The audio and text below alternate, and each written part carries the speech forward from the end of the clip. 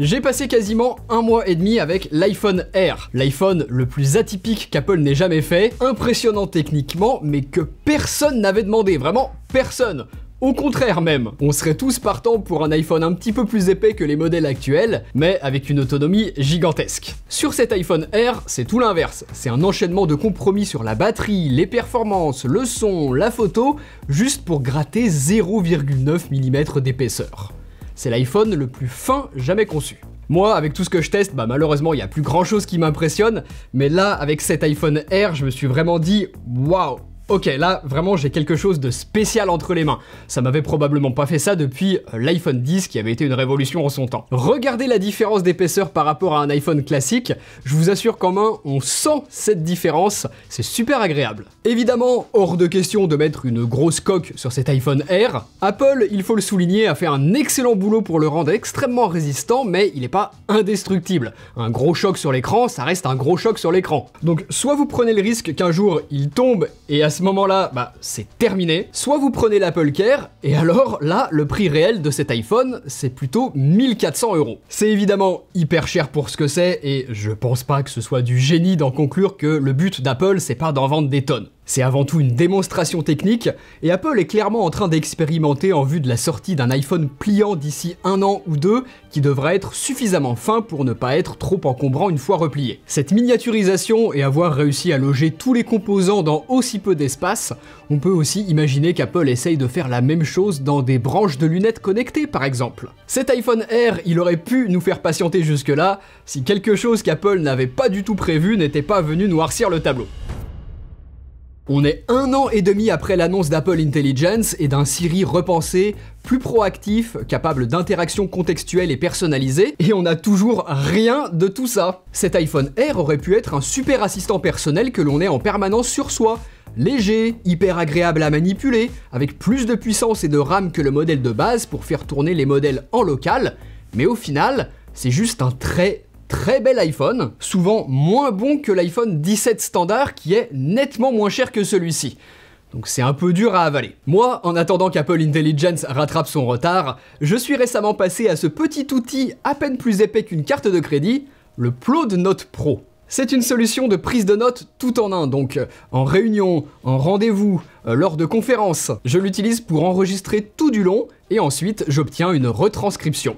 Plus besoin de prendre des notes, c'est même mieux que ça. Les voix peuvent être capturées jusqu'à 5 mètres, il y a une réduction des bruits de fond, et pendant l'enregistrement, je peux ajouter des photos et du texte à certains passages en particulier, que l'IA analysera pour les ajouter à son résumé. Il est ultra complet tout en étant suffisamment concis, et si je ne veux pas relire toute la transcription, je peux par exemple poser une question à Claude pour avoir directement une réponse précise. Dans le monde du travail, ou lorsque l'on est étudiant, c'est un gain de temps énorme. Ici, j'ai une conférence d'1h30 résumée par l'intelligence artificielle sous forme de bullet point, et tout ça est éditable si je souhaite rajouter des annotations, tout comme la mind map qui m'est proposée à la fin si je souhaite organiser mes pensées de cette manière. L'écran AMOLED sur le dessus permet de surveiller l'état du upload.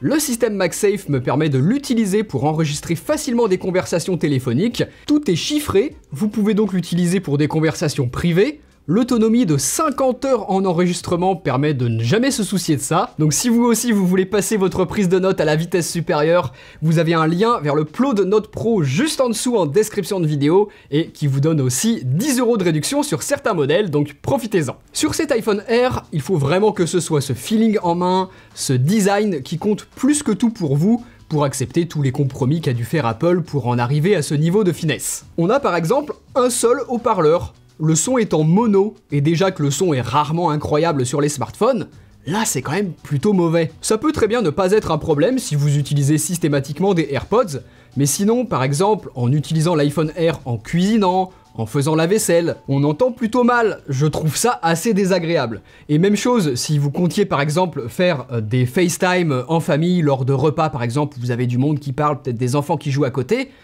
n'y comptez pas trop. Quand je vois que sur son propre site internet, Apple fait la pub de cet iPhone Air en titrant « Le plus fin des iPhones, la force des pros », seul le début de la phrase est vrai. La force des iPhone Pro, c'est pouvoir zoomer plus loin grâce à un téléobjectif, faire de la photo macro, avoir accès au format ProRAW qui facilite la retouche, faire des ralentis à 120 images par seconde, filmer dans des formats de vidéos différents, en ProRes, en ProRes RAW, en OpenGate et dans le profil d'image log qui laisse plein de possibilités en étalonnage. Les iPhone Pro, c'est aussi une meilleure stabilisation de l'image, de bien meilleurs micros pour capter la voix, un port USB type C plus rapide pour la sauvegarde et le transfert de fichiers, une meilleure dissipation de la chaleur, profiter du scanner LiDAR, utile dans certains métiers. Tout ce que je viens de vous citer là, l'iPhone Air en est parfaitement incapable.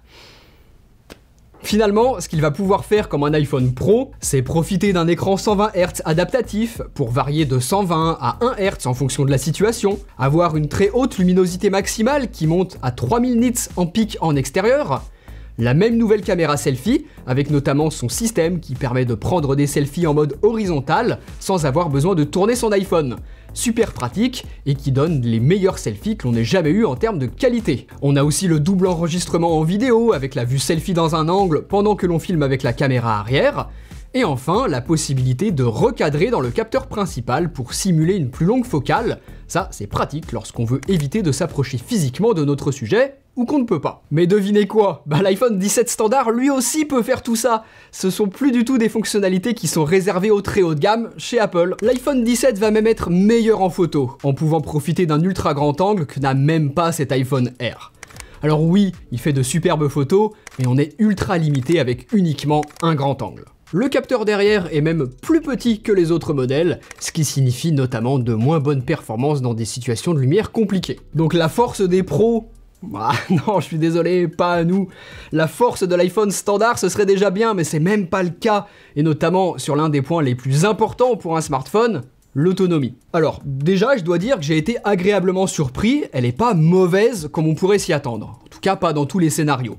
Pour un usage où l'on consulte principalement les réseaux sociaux, que l'on regarde quelques vidéos, lit des articles sur internet, que l'on échange des messages dans les messageries, à ce moment-là, pas de souci, on tient la journée. En plus, on profite d'un plus grand écran que la plupart des autres iPhones, donc je dois bien avouer que c'est confortable pour ça. Dans cet iPhone Air, Apple utilise même ses propres puces pour gérer les performances, la partie connectivité, le réseau, le modem, et c'est super efficace, notamment en conversation téléphonique. Là, moi, récemment, j'ai eu des journées où je passais facilement plus de 3 heures au téléphone avec, tout en faisant les usages assez basiques que je vous citais juste avant, et j'ai pas du tout été embêté par l'autonomie. Je pourrais par exemple vous le conseiller si vous êtes, je sais pas, agent immobilier, commercial de manière générale, où vous êtes amené à être très souvent au téléphone avec vos clients, en déplacement, hors du bureau. À ce moment-là, vous ne serez pas embêté par l'autonomie, vous en avez un usage assez simple, je veux dire, ça marche. En plus de ça, quand vous devez montrer quelque chose sur votre smartphone à votre client, que vous sortez un iPhone Air, ouais, ça fait quand même son petit effet. C'est aussi un smartphone, vous allez glisser dans une poche de costume, il va pas la déformer. Donc, il y a très peu de personnes qui vont être concernées par les usages qui sont possibles de faire avec sans en être frustrés, mais dans certains cas, ça fonctionne. Juste, voilà, pour reprendre l'exemple que je donnais des commerciaux, si vous êtes souvent sur la route, faites tout de même gaffe parce que l'utilisation avec Apple CarPlay en sans fil, ça lui entame quand même assez rapidement la batterie. Et sinon, dès que vous vous éloignez des usages simples, dès que vous commencez à filmer, à faire de la photo, luminosité à fond, que vous jouez un petit peu, la batterie diminue à une vitesse folle et l'iPhone Air chauffe rapidement puisque c'est le défaut du titane qu'Apple a choisi de continuer d'utiliser uniquement sur lui cette année. Regardez, en même pas 10 minutes de jeu, ça m'a fait diminuer ma batterie de 7%, c'est gigantesque. Avec ces usages-là, dès qu'on pousse un peu, j'ai jamais réussi à tenir une journée sans avoir besoin de le recharger. Impossible. L'iPhone Air a beau être compatible eSIM uniquement pour maximiser la place pour la batterie à l'intérieur, ça marche pour du basique comme je vous l'expliquais, mais sinon pour tout le reste, pas de miracle. Malheureusement, on a aussi une charge MagSafe qui est plus lente que sur les autres iPhones, donc compliqué de récupérer rapidement de la batterie de cette manière. Il faut vraiment avoir un usage très light pour tenir. Donc si vous utilisez pas votre smartphone, ouais, c'est un bon smartphone. C'est un peu méchant de le résumer comme ça, mais c'est pas loin d'être la vérité. Si c'était une gamme là pour durer, alors oui, ce serait pas du tout rassurant. Mais comme c'est vraisemblablement un test grandeur nature en vue d'un futur iPhone pliable qui se devra d'être encore plus fin que cet iPhone Air, c'est pas très grave s'il est loin d'être parfait en l'état. Pour un tout petit peu plus cher, vous avez un iPhone 17 Pro qui est vraiment exceptionnel. Donc celui-ci, juste achetez-le si vraiment vous en avez les moyens et que vous vous sentez concerné par le très peu de scénarios dans lequel il est pertinent. Mais sinon, Ah, c'est pas grave, hein, ne l'achetez pas, il y a plein d'autres excellents modèles. Cette année, on a un iPhone standard qui est très bon. Je vous conseille d'aller voir ma vidéo de test de l'iPhone 17 qui vous convient très certainement. Et si vous voulez faire des choses très poussées en post-production photo et vidéo, les modèles pro de cette année m'ont bien convaincu aussi, donc allez voir mon avis dessus. Salut!